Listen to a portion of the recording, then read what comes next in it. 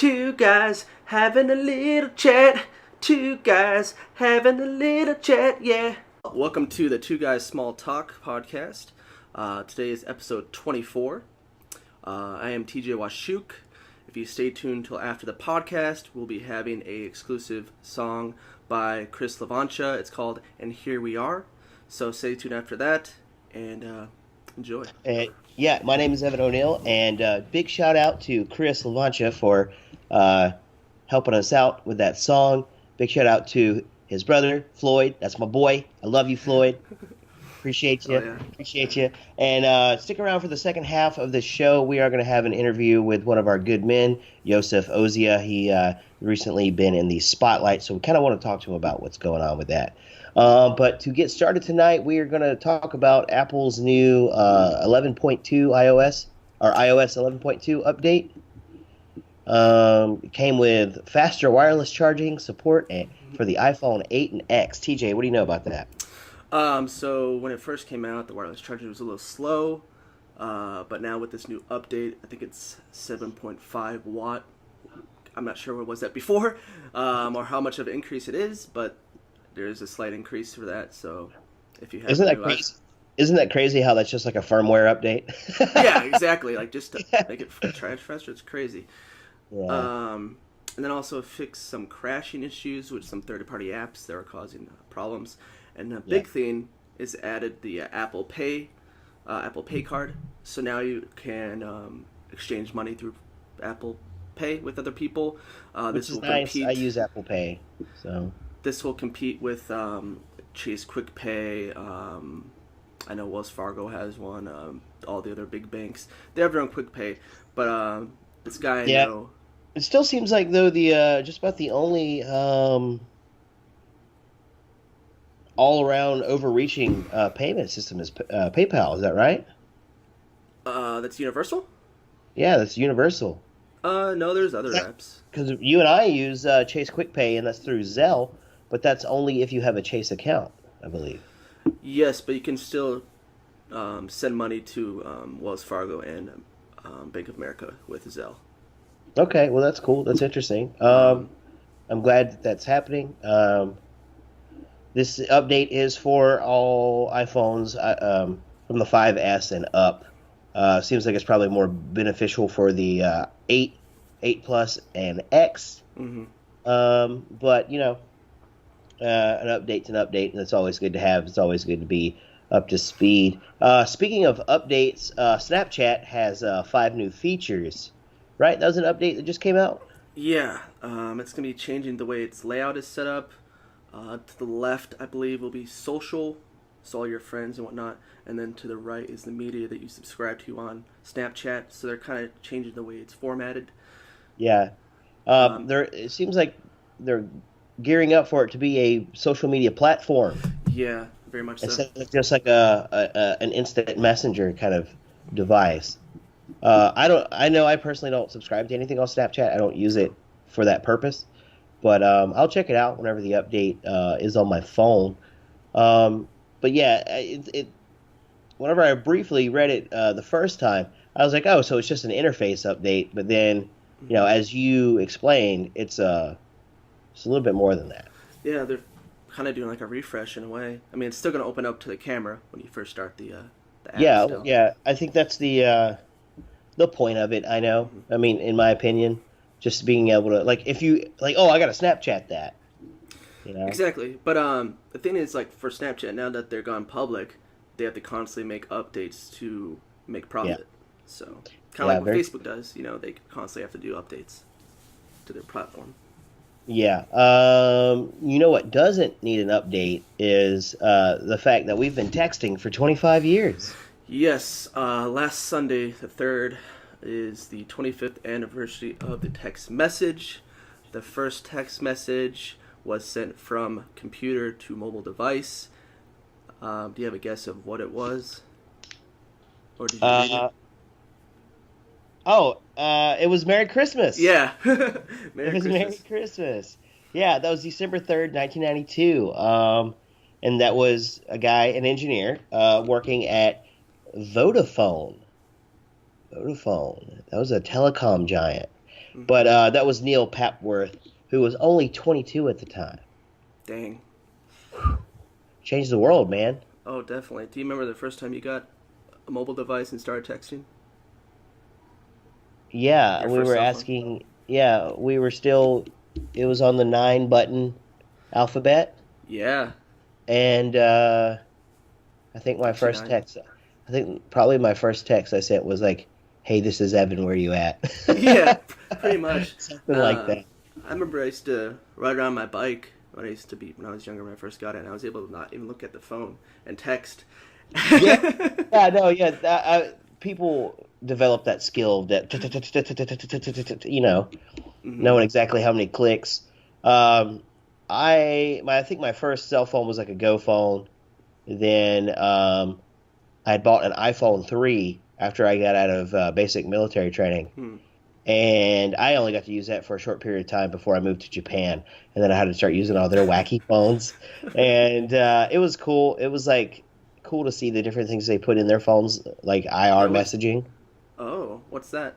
I think it's sort of like a local pre-Bluetooth or pre-Wi-Fi kind of messenger. Like, in my opinion, I think it was used for messaging, intermessaging within the office.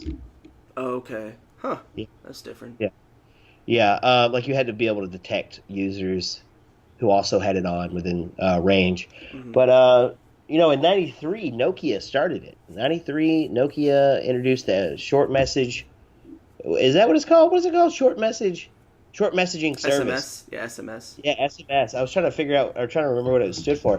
But, yeah, they introduced it on their phones with a beep with the text message, the don't. Oh, Whatever. yeah. Yeah, so that's pretty cool.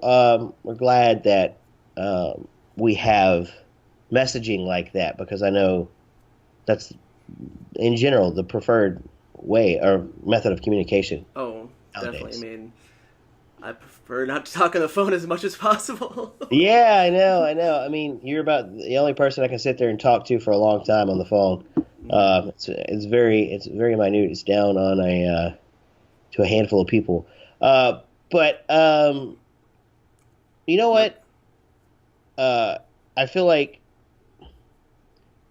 voice messaging is pretty cool. That's always fun. Yeah, just like little snippets. Yeah. It still kind of defeats the purpose Of what? of just skipping out on a phone call.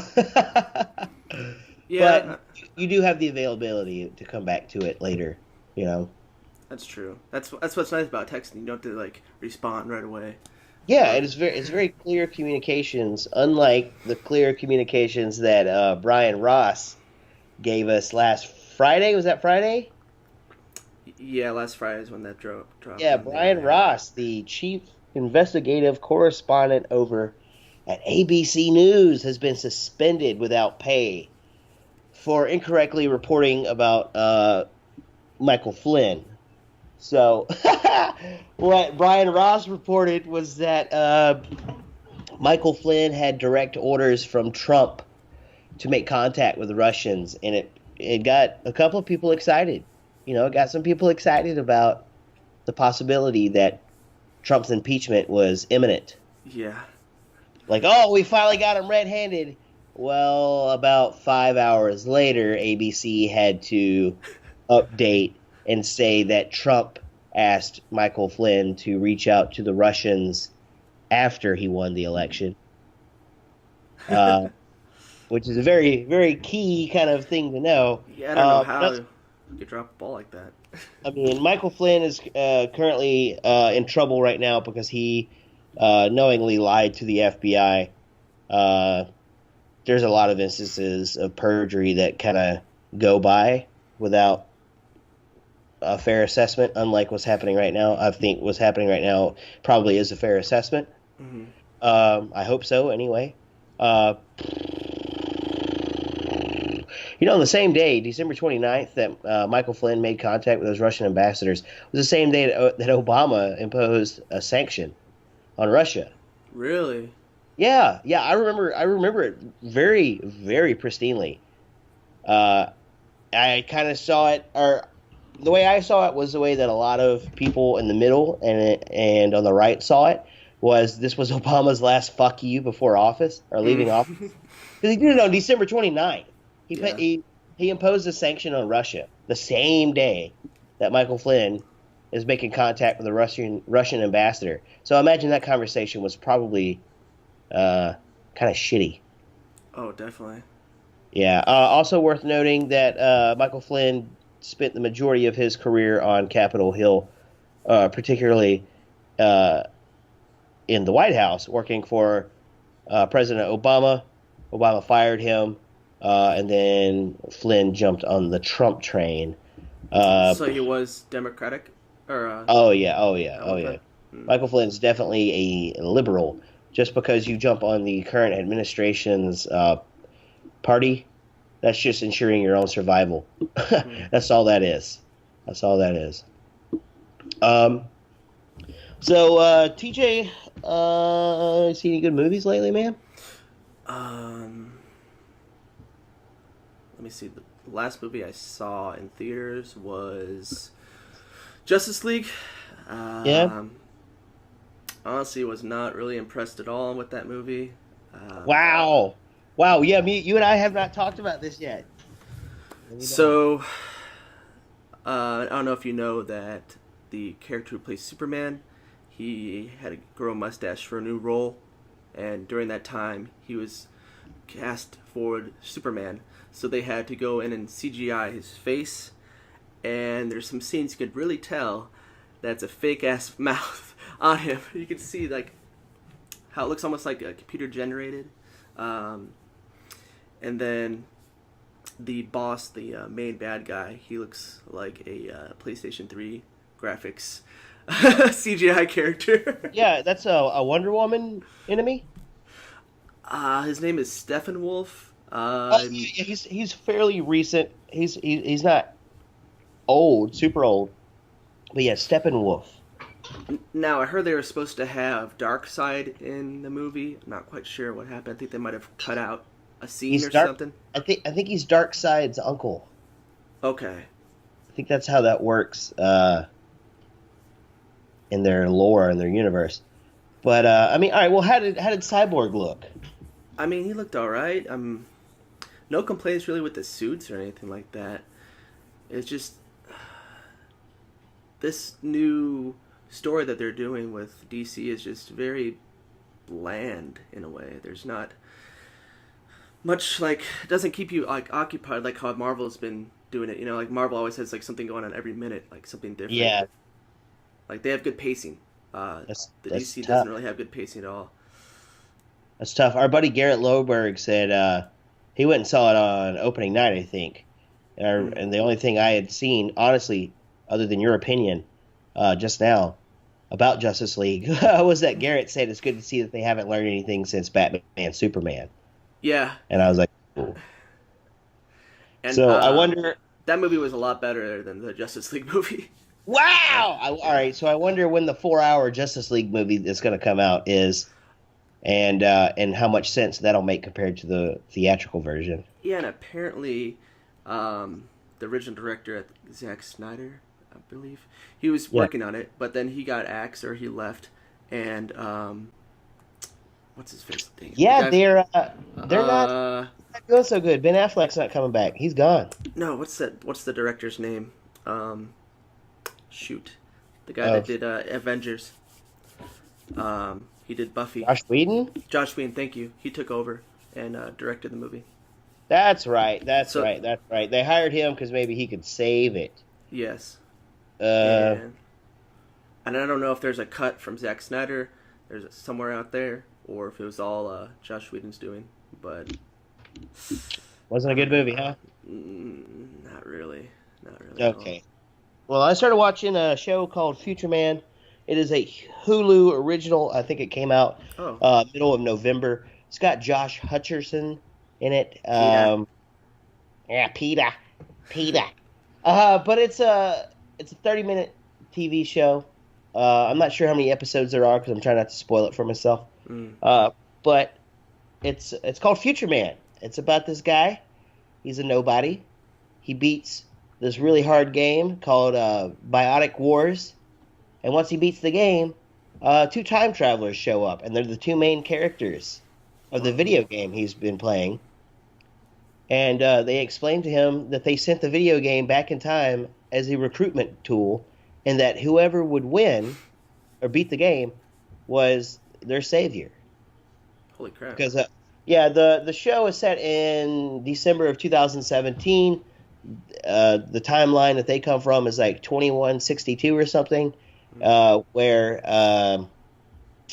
a scientist has figured out the cure for herpes, which ends up being a cure for a lot of things, and humans are now created in laboratories.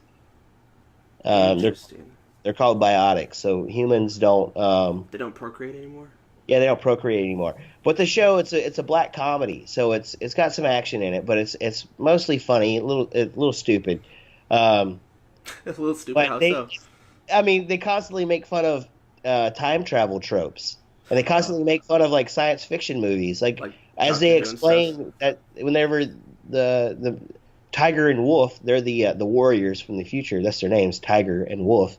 Whenever they're explaining to the main character that they're all sterile in the future, humans can't like they're the two youngest humans.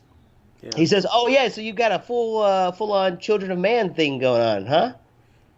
In one of the episodes, he talks to a secretary about Back to the Future. So there's references to other things in it. Yeah, he travels back to the 60s and leaves his iPhone. The main character? On accident. Yeah, and he leaves his iPhone, and Apple becomes Black Apple because it's a black guy finds it. Oh my god, what the heck? Yeah, and that guy's name is Lamar, and so whenever you talk to your Apple phone, your Blapple as they call it, you don't say Siri, you say, "Hey Lamar." Hey Lamar, can you look up the directions to get here? Hey, thanks Lamar. Oh, that's so goofy. No, yeah, it's fun. But like I said, each episode's about 30 minutes. It's pretty entertaining. I would say check it out if you have Hulu or if you have access to Hulu shows. Hey, man, what's going on? Hey. Yo. How you doing, man? Finally here. Yeah. Yep. All right. Thank you for finding the time to do this with us. We just want to get you for about 10 minutes or so. I don't know if you've ever watched our show before, but we typically cover like politics, tech, business, and then we try to do an interview with somebody, normally somebody within our group because we are a growing community. So we are, and I'm doing stuff to try to really bring all of us up. I can't say much, but I've been doubling down behind closed doors. I feel that, man.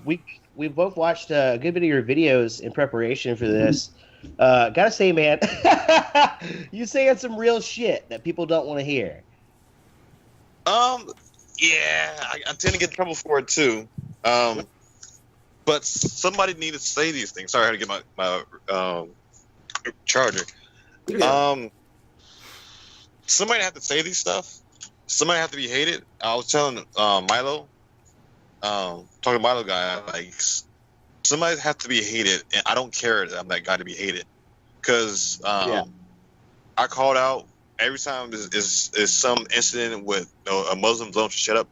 I've happily called out like, hey, we have to talk about this problem. This is a very toxic form of Wahhabism and Islam. If you can hate me how you want, but you know what I'm saying is true. And a lot of times the hate I get is like, I mean, speaking the truth, I'm not being PC. I'm not beating around the bush. I'm telling you what you don't want to hear. I'm telling you what's making you uncomfortable. Because the thing about human beings is, if we're comfortable, we won't move. We won't grow. We won't do anything else. The moment we be uncomfortable, that's when growth starts. So if you start telling uncomfortable stats, which I have gone to the alt-right, you guys don't have kids, you do too much LARPing, like, oh man, I don't like that. Like, you should feel uncomfortable about that. You should feel really uncomfortable. And hey, black people, from the age of 16 to 25, you stop murdering each other, and you guys have a higher rate of attacking whites than blacks, and you have a 2% chance of being know better about somebody who's a black than a cop. And like, I don't like that either. Like, I don't care. Like, all you guys need to hear this is these are uncomfortable, but growth comes when you're uncomfortable. Okay. Hey man, I wanna ask you like three main questions. Let me make sure I can run them by you or you approve of them. Obviously, I want to talk about how you got to your predicament that you're in now, right? Like, just give me some backstory. I mean, I know you already did the Milo interview, so if you want to re-parrot that back at me, that's completely fine. I want to ask you your stance on pretty much what you just said. I mean, what we're talking about is like cultural Marxism in a sense, and how you can't get comfortable with that, or what I would call cultural Marxism. I know you've got a couple of ideas of your own in that. And then I think what I feel like is going to be the big question is, how do you feel being black and conservative? You know, how does that affect you? I mean, are you being called like an Uncle Tom or anything like that? I get attacked more than any other Proud Boys. And it's noticeably I get attacked more than any other Proud Boy. On my YouTube channel, I get death threats. I get called coon. I stick out like a sore thumb.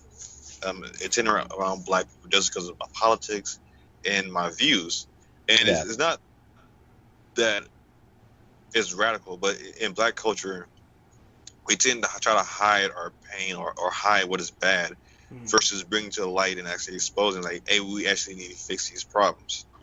And I'm somebody that's like, hey, we need to fix these problems, and we probably need to stop asking for handouts.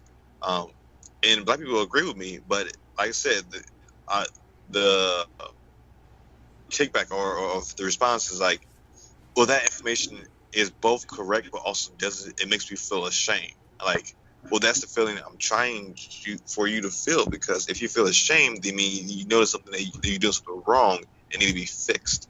And I'm saying this because nobody else is saying this. Okay. All right. Good. Okay. All right. So, you know what? I'll reword that first question, and I'll ask you to just tell us a little bit about the vegan food industry out there. Oh, it's ridiculous. How about that? Because then we can sit there and get your perspective on it. Mm-hmm. All right.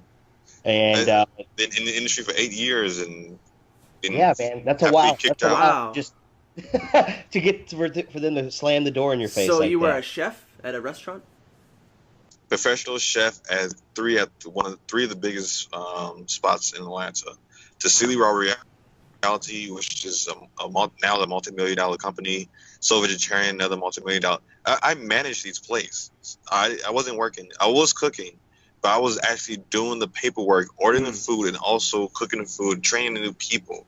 I probably have trained maybe over 100 people at this point in my life. 8 years, over 100 people. I've trained multiple chefs, multiple people. I have gave people food handlers and trained people how to get a food handlers in the vegan route to do that. I have done all this stuff in my industry. Well, now it's like I'm known for a different thing. Some people, they don't know what I'm doing, but like I could go to Whole Foods or 7-Eleven and they recognize, all right, that's either Yosef the chef or Yosef the fascist or the Nazi, which is ironic because I'm Jewish. Yeah. I love it. All right, so I'd been a fan of the Proud Boys for a while, and I just recently became one, or accepted. It's kind of harder to be in contact with people. There's not too many Louisiana boys, but I think what really did it was Nestor Munoz hooked me up, got me in, and then he told me about you, and he was like, "Yo, check out this guy. He's a 2 guy and a Proud Boy," and I was like, "What the fuck?" I was like, "Hell yeah, that's cool." And and then I kid you not, like 2 weeks later, I'm scrolling through my timeline and I see Milo posted it. I see your name and I'm like in your face and I'm like, yeah, what the fuck, dude? So I clicked on it and I was just mind blown. So yeah, it's funny. I know Chadwick in New York. I got really, really, really drunk with Chadwick in New York for the the McGregor-Mayweather fight. Okay. Got really drunk, and I was up there partying with Chadwick. Got borderline gay with Chadwick, and okay. As all Proud Boy do when they get too drunk, and like I told like, man, that's crap. I'm blacklisted, and Gavin like, this is a big story to tell Chadwick. I told Chadwick got a guy, and it's on my little site. It blew up, and I'm doing stuff where it's like, I know I'm a brand, and because specifically, I can't. Identity politics don't work on me, which like it seems small for me because I never have to deal with it, but it's really big because I can really push for the conservative argument and not have to deal with no, you're a white racist male. Like I'm not none of that stuff. Yeah. You get Unlike you get most African Americans. Bullshit. Yeah, unlike most of the African Americans who came over here over slavery, and the average African American is a quarter white. My family, my last name is Ozia. As you see, my family came over here over with a plane. I'm mostly African, so like not only I'm tend to be more black than the average African American. No, also Jewish. I don't have the Christian factor. No, in fact, my kids are gonna be mixed. They're gonna be half black, half Chinese, which is I have an awesome joke. I told my wife like, you got a waifu, dude. Nice. Yeah, I told her like when we finally have the ceremony, I'm gonna get up and like I want to show you guys the beautiful ceremony of fried chicken and fried rice. Yes. Yeah, man. Shit, yeah. All right, yeah, we do a cooking show too. Yeah, because I mean we're also we understand the brand thing. I mean we're like a lifestyle. That's what we call it. Like this show is basically we try to cater it to be like the 2017 version of the Man Show. Anyway, Nice. That's what we're trying to do. I mean, well, I can say me and Paul is doing some things behind closed doors. And he's pushing me forward, and I'm pushing him forward. And I gotta say, if this deal goes through, if I can open this door, which I truly hope I can, it's going to be a game changer. It's going to push that overtime window extremely far right. It's the moment because I was talking to Paul, like a guy like me, like I got this black conservative with long hair and tattoos shouldn't exist. Yeah. Polar opposite to what a conservative is. Good man. Be that fucking edgy representative. The black Lord sheep, knows, I guess. Lord knows we need it. And all right. But I have a question for culture Marxists. Are you mean like how right now our current culture, definition, like is forced to be like a state of the union? Just tell me how you feel about the current state of affairs. No, this is actually something amazing. What I noticed in the V community, I call liberals or leftists Marxists. I mean, if you like, stop calling them liberals, call them Marxists. I call trannies like you're not liberal, you're Marxist.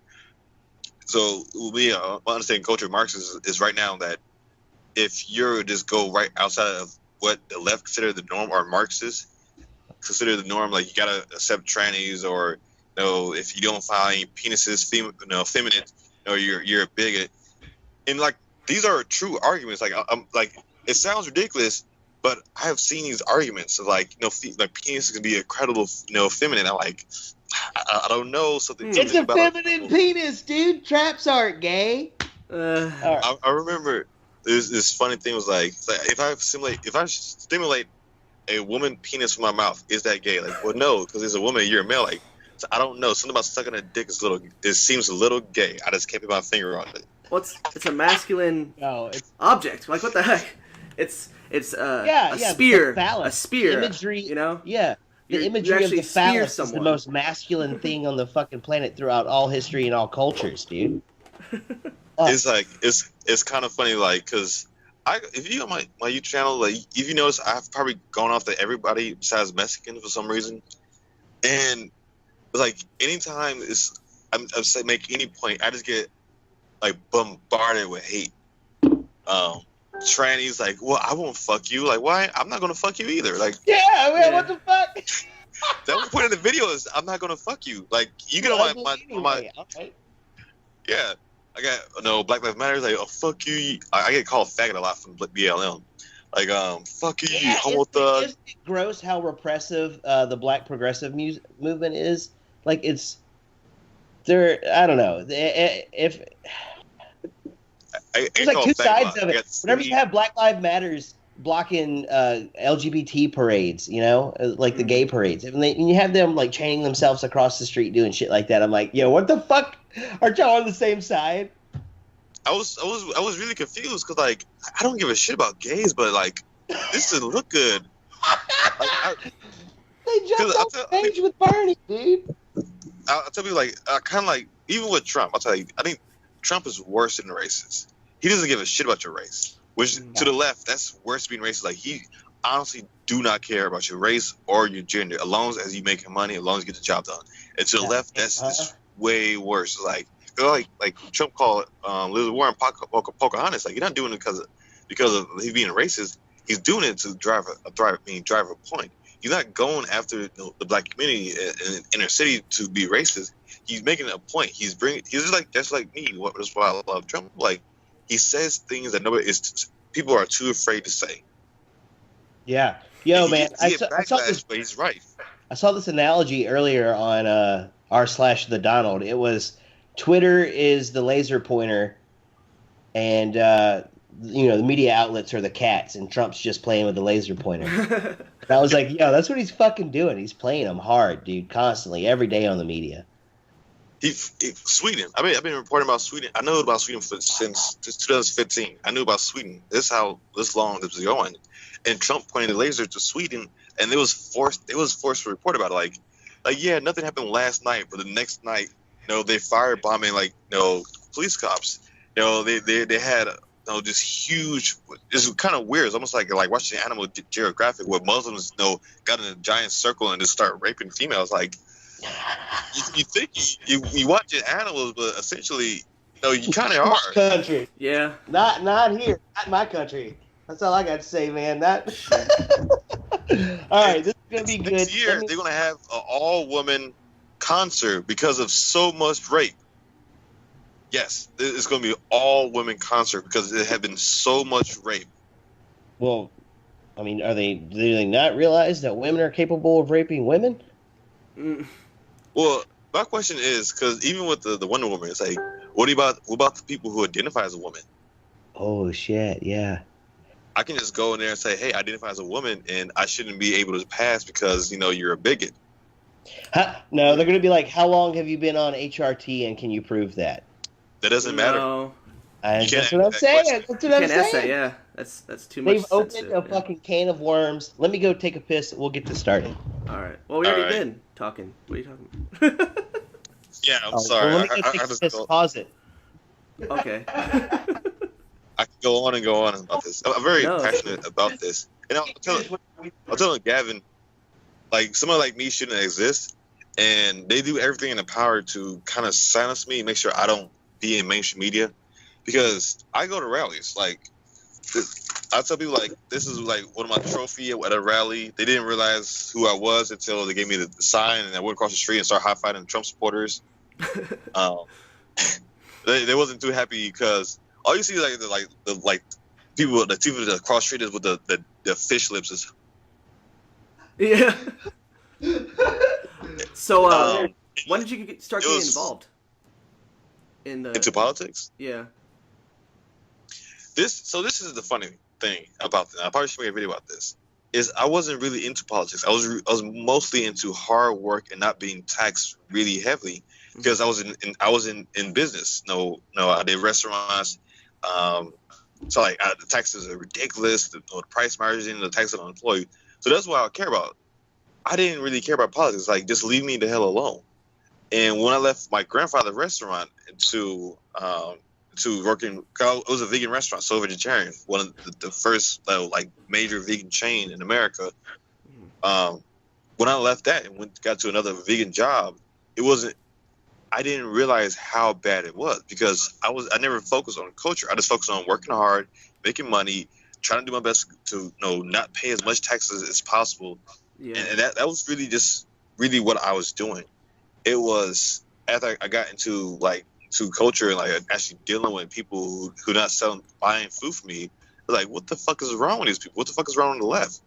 And then even with South Park talk about with PC Principle, I thought that was a joke.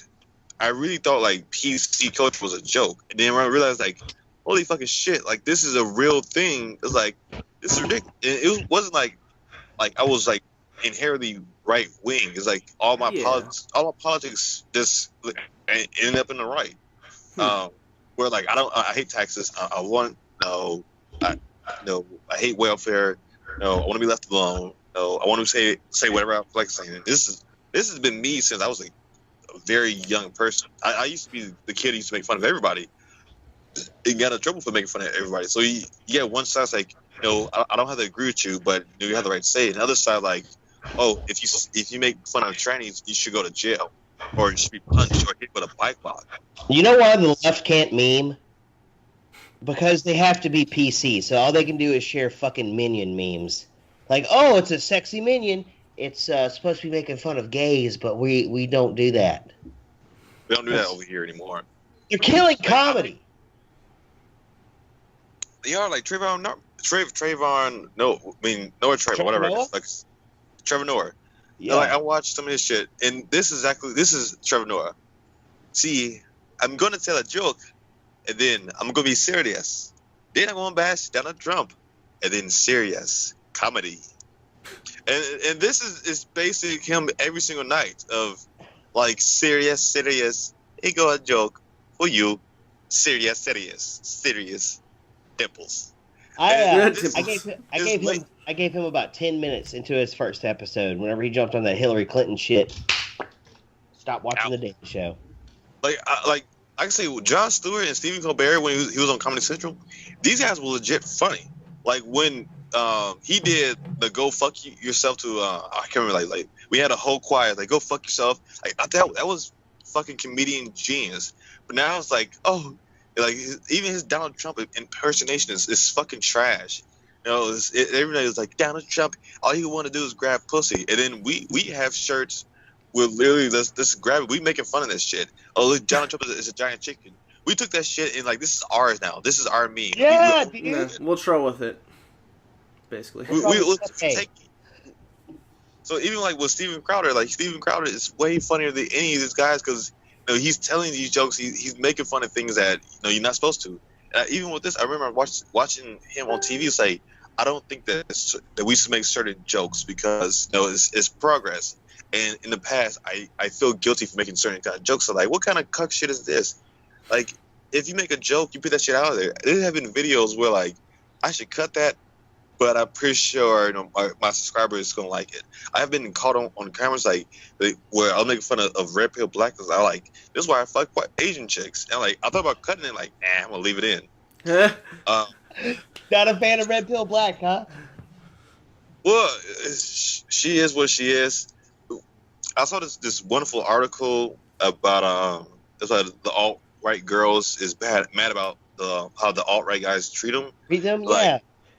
And basically, like, well, they keep saying that if we want to save Western society, we should have kids. And like, well, yeah, if you're advocating for like Western society and Western kids and all that good stuff, I kind of want you to be like a baby making factory. Like at least with Mom with a Purpose got like 4 kids. Like none of you guys got any kids. You guys, we're trying to fight the left. Well, the best thing to fight the left is have right wing kids. My kids gonna be right wing. I'm trying for kids right now. I can say that at 24, like 20 is it's too young. 22 is too no, that's perfect. Before your cunt dries up and you can't have kids, you be one of the spinsters. Have kids right now when you're nice and fertile. That's the perfect time. And I was mad like Gavin. We have to stop showing us these right wing cunts. Like oh yeah no, let's push them out. We don't need any more Ann Coulter. Don't get me. Ann Coulter is wonderful. Yeah. But she was out there for too long, and she did for too long, and now she can't have any kids. And it was perfect breeding grounds, but she didn't have any kids. She should have at least one kid, but she didn't have none. She waited too long, and nobody laid the pipes, and nobody just like, and look, you need to stop and not stop the book. They're gross, dude. Like those. I've got a friend. She comes to me for my opinion. She's very, very left, very, very left, like obsessively, obnoxiously left. And she posted a picture the other day of her in her cap and gown from graduating from college, right? And then right next to it was some quote from a webpage called The Traditional Wife. and it was like a handwritten note about how women are supposed to be mothers and all this other stuff. And her response underneath it was, oops. And then and I saw this on Instagram, and the caption underneath it was her talking about how she showed everybody at her child-free groups that she goes to. And I just grossed out. I'm like, you have to have a support group for deciding not to have kids? Like, I thought that was just, for one, it's probably going to change your mind. I'm sorry. You get older. I didn't want kids 5 years ago. I'm 27 now. Guess what? I want to have kids. I'm wanting to settle in. I can't speak for everybody, but if you have to go I think we need remind yourself that you hate kids, whatever. This is what I think we need to do. We need to ban women from having pets. Pets? Because I think that's pets. That's in general. Stop having pets, because when they know what the fuck they do, they have that maternal instincts of nurturing things. So they get a bunch of pets. And one thing women do, they do two things to animals.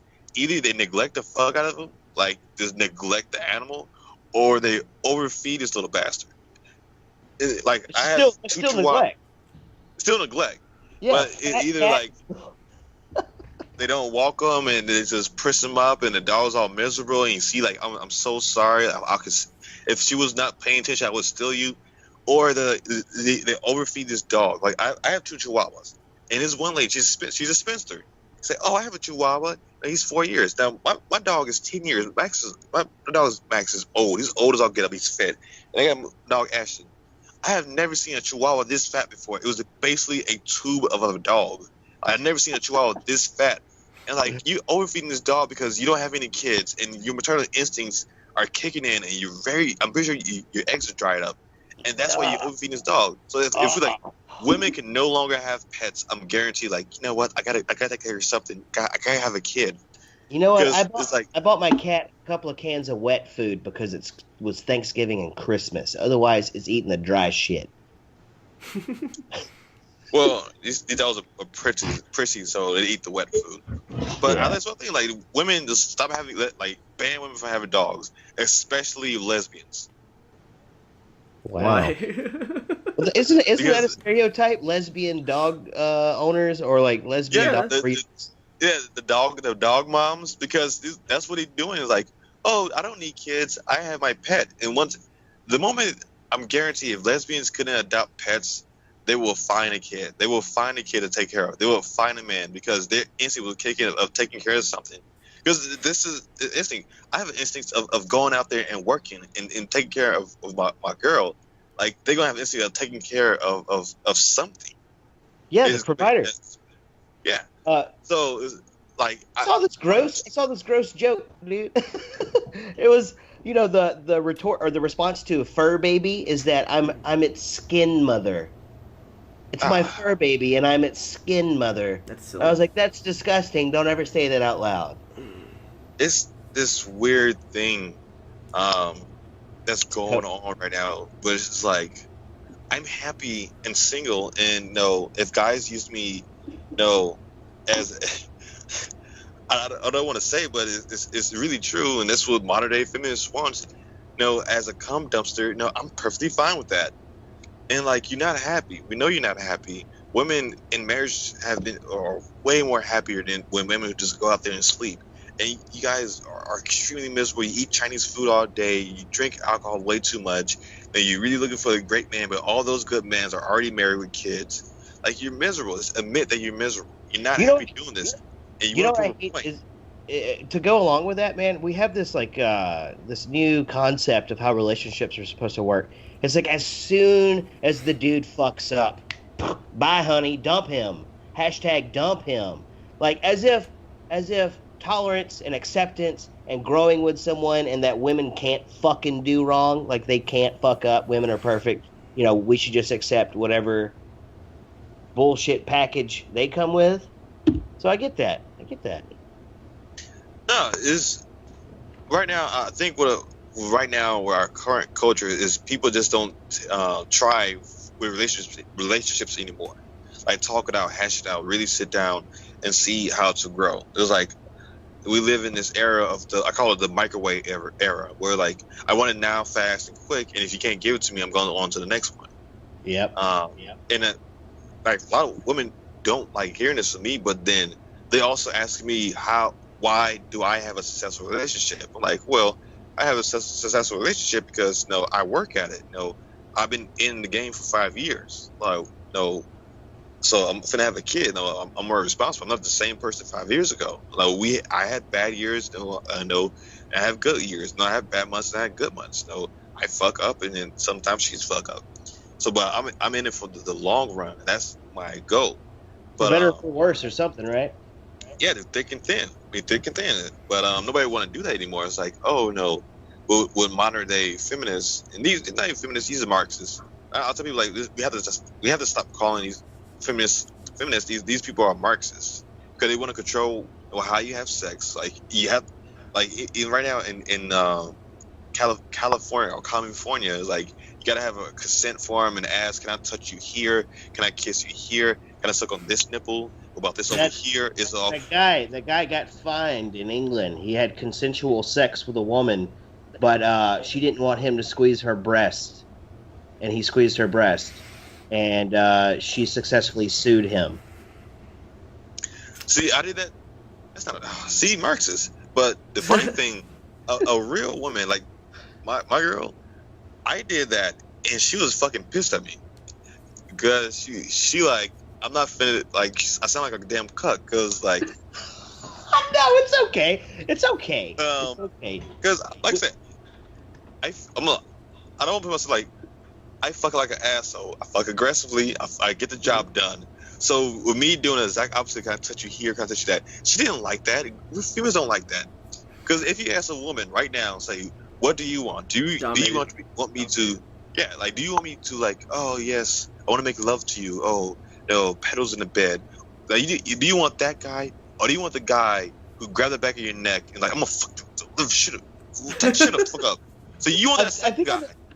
I think on the flip side of that is that sometimes you do have to play vulnerable. You got to play vulnerable to be able to do that all the time. I don't know. I can't do it all the time. I can't do the slap you in the back of the head and bend you over all the time. Sometimes I got to give you some smooches and some hugs and kisses while I deep dick you. No, you can't do it all the time, but you can't cuck out with like liberals. Like, I feel sorry for liberal women because I'm pretty sure they have better sex with conservative. Because they have this, like, I want a man to. I don't feel sorry for them. They have issues. And they come to me to work out those issues. I call feminists Daddy Issues the musical. That's what feminists right now. It's just like Daddy Issues 101. Your guys to feminist dance theory, and this is what we have right now. There's a lot of females who have father issues who can't work through them, so they take it out on. Right now, currently, white people in now, for some reason, black males. So white males and black males. There have been articles when they're going after white males, and now there have been articles like the straight black males is the white male of the black community. I'm like, what the? You know what? There's just, I guess, over the last 30 or 40 years, there's just been such a feminization of our culture. Like, it's bad. The 80s it's really bad. Macho Man scene from Predator. Whenever Billy D. Williams and Arnold grab hands and then they both flex up on the camera, that's gross. You can't do that anymore. You can't be a fucking man anymore. Have anybody ever noticed? And I always, if I ever had a chance to shit on BLM, I always take it. So I'll tell people, like, if you for Black Lives Matters, and it doesn't matter, like, for this point I'm trying to make, let's just ignore the fact that it wasn't hands up, don't shoot. But just acknowledge that, like, it was started because a young black male got shot, and it was to perceive that it was bad. Now, if you go on the website today, there's nothing on the website that's for young black males. It's for lesbians. It's for trans. It's for women. It's for women empowerment. It's for getting reparations. But it's nothing there for young black males. And if you look at the current BLM leaders, it's these sissy ass black males and angry ass lesbians. It's those are the, if you, like, I'm telling you, like DeRay, which I've been blocked by DeRay, Sean King, which is not Talcum X, who started the movement. Talib Green, all he does is nag and bitch on Twitter. So you look at even Like for some reason, they let me in a Black Lives Matter movement, group on Facebook, a private group, because I'm assuming because of my name, and it's just a bunch of effeminate men. Like we have to fight for women and fight for empowerment. Like these soft-spoken guys. Like, and the funny, these are the leaders of BLMs. And then I have talked to like real black leaders, black separatists, and like have you noticed that all these guys are CCs and these are BLM and they represented you? And they're like, oh, I really didn't notice that. You know, it's not really a campaign. You know, it's an awareness movement or something, right? Like, it's the dumbest there's no thing. Central leadership. There's nobody. No. Nobody's responsible for anything. No, it's a cluster fuck of really just being really ghetto from what I perceive. Is Black Lives Matter is the dumbest really sane ever, because you asking white people to validate yourself. Why in the hell would I ask someone else for validity for my own existence? You can't validate me. I can validate me. I matter to myself. I improve myself. Why in the hell would I ask somebody else to see do I matter? It's the dumbest thing ever, because I can tell you right now, I barely care about anybody else. I really don't give a shit about many people. If you're gay, I don't give a shit. If you're a woman, I really don't care. If any can't give two shit. Why any group, I don't care. That's why I got everybody. So it's the dumbest thing ever. I hate the name. Yeah. I feel that, man. I feel that. I think this is wow, man. I thought we were only gonna do about 10 minutes, but Yeah. this is great. This is educational, man. I like this. I'm glad we're doing this. I've got a gay black or half black, half white friend who consistently puts questions out there, like into the atmosphere on Facebook or whatever. And anytime, I swear, anytime I respond and chime in and say my piece, there's always some angry black person, male or female, that will sit there and tell me that my opinion doesn't matter because I'm white. And then he'll go and like it, and he calls me my friend. And I'm like, what are you doing? Well, you can't invalidate people's opinions on race on literally every goddamn topic. It's racist. Black liberals can't be racist. I rephrase that. But someone like me, and it's kind of funny, where I'm pretty sure, I'll tell people, like, everybody have a blind spot, and the only way you can really work around your blind spot if you look at somebody else with a different point of view.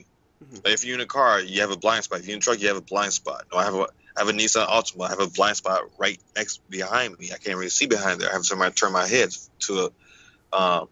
So yeah, I'm pretty sure that it's something that the white community can say, hey, no, you guys have a blind spot here. We can point it out. Which even with me being a black Republicans, I tell other Republicans, like, you guys have a blind spot where, like, I'm for you. I'm in the same car you guys, but you have a blind spot where only someone like me can see. So, like, if saying that white people can't criticize the black community, no, you need criticism from everybody. You have to feel uncomfortable in order to grow. Say, all right, what can we do to improve ourselves? Because, well, I think the major problem right now with black culture is we don't like criticism. That's why we have this garbage ass rap, because nobody want to be criticized. BLM don't like to be criticized. Black people don't want to be criticized. Black rapper don't like to be criticized. I can do this mumble rapper now, and that can literally be 20 rappers right now.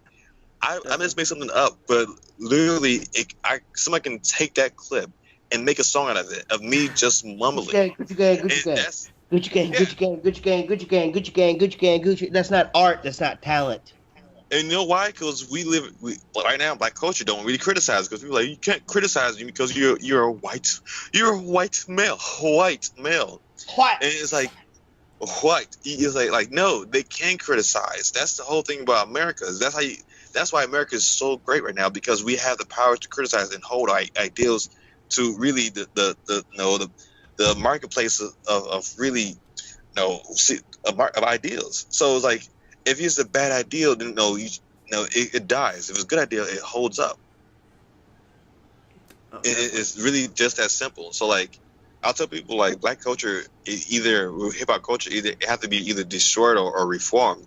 but it cannot continue going on the way it is right now. And people like me, I'm going to keep criticizing him because, like, it's garbage. I have seen this guy just a couple of days, like it was like a month ago. I posted him on YouTube, on Facebook, like where he's in a wedding dress, saying I'm married to the game. Like he out there and he's in a wedding dress. Like I'm married to the game. Yeah.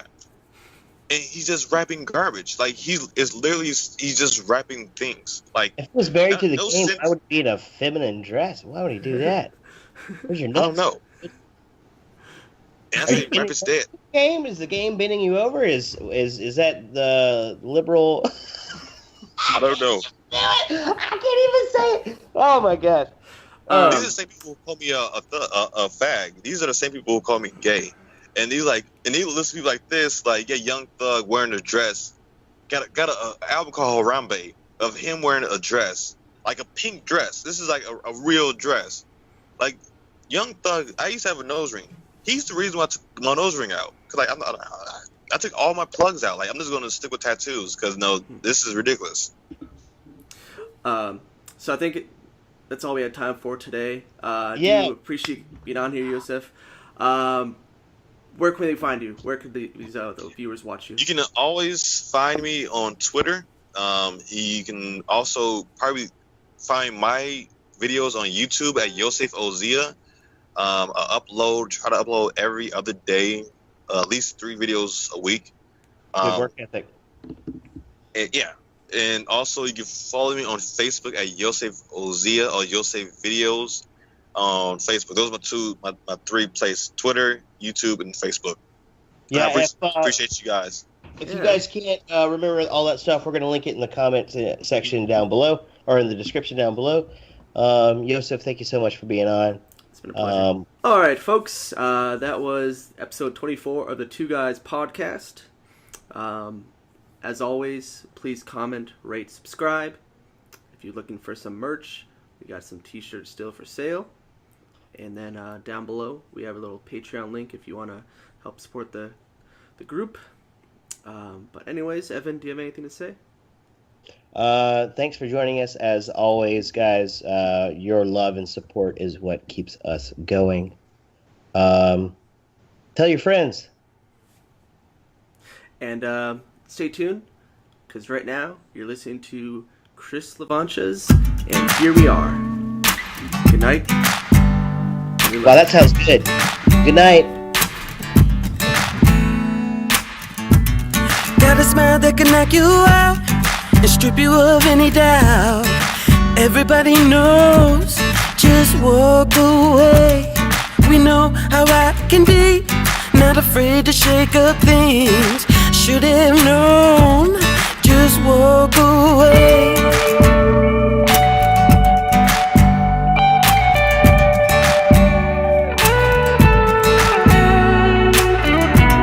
Now you're living in a different state and experienced heartbreak. Everybody knows, just walk away. We know I'm not the type to tell you how to live your life. You should have known, just walk away. And here we are, and here we are, and here we are. Home is where the heart is. Lately I feel heartless. Nowhere to go, no place to stay. If you were still in my arms, I would find a way to get through the dark. But you left me with a shattered heart and just walked away. And here we are, and here we are, and here we are. Good girl, bad timing. She want forever, all I could give her with diamonds. We all just flawed by design, I guess. We want more than wondering why we feel it less. Real shit, my radio station still spin. spin. Sit down on me, yeah, just give it a minute. Yo, I ain't never felt this cool, but as far as I can tell, in the end I lose, yo.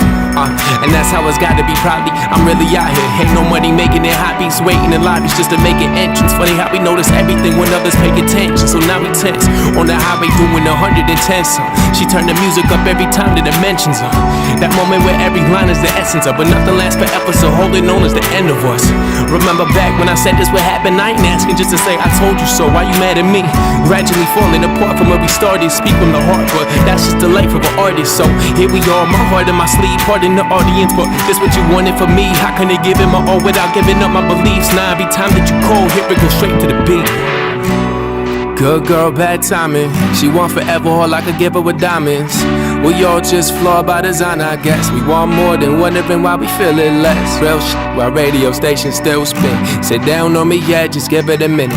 Yo, I ain't never felt this cool, but as far as I can tell, in the end I lose, yo. And here we are. And here we are once again, like. And here we are. I guess it's back to just friends, right? And here we are.